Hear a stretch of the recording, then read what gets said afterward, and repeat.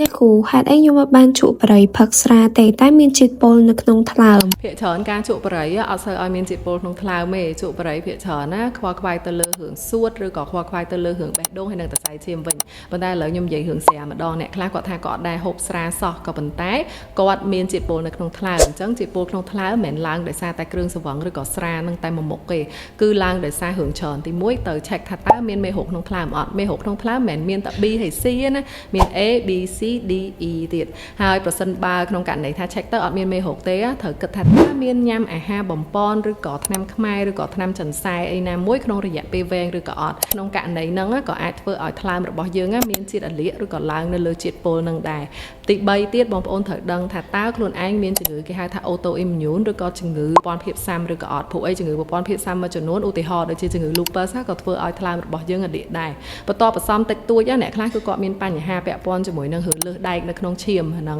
ក៏ឲ្យធ្វើឲ្យជាតិពុលក្នុងថ្លើមឬក៏យើងហៅថាពពួកត្រង់សាមីណាកាម៉ាស៊ីតេហ្នឹងឡើងដែរហើយចំណុចចុងក្រោយដែលឃើញច្រើនមែនតើហ្នឹងគឺរឿងខ្លាញ់នៅក្នុងថ្លើមហើយអ្នកខ្លះគាត់ទៅពិនិត្យសុខភាពគឺភាគច្រើនចង់បូមតែឈាមទេអត់ចង់មើលអេកូទៅលើថ្លើមឬក៏អេកូទៅលើក្នុងពោះទេអញ្ចឹងអីដែលយើង miss ហ្នឹងគឺរឿងខ្លាញ់នៅក្នុងថ្លើមហ្នឹងឯងអញ្ចឹងប្រសិនបើមានខ្លាញ់ក្នុងថ្លើមក៏ឲ្យជាតិពុលក្នុងថ្លើមឡើងដែរអញ្ចឹងប្រហែលចំណុចហ្នឹងឯងដែលធ្វើឲ្យជាតិពុលក្នុងថ្លើមរបស់យើងឡើងមិនមែនតែរឿងសូរ៉ាឬក៏រឿងដោយសារការជក់បរិយអីហ្នឹងទេ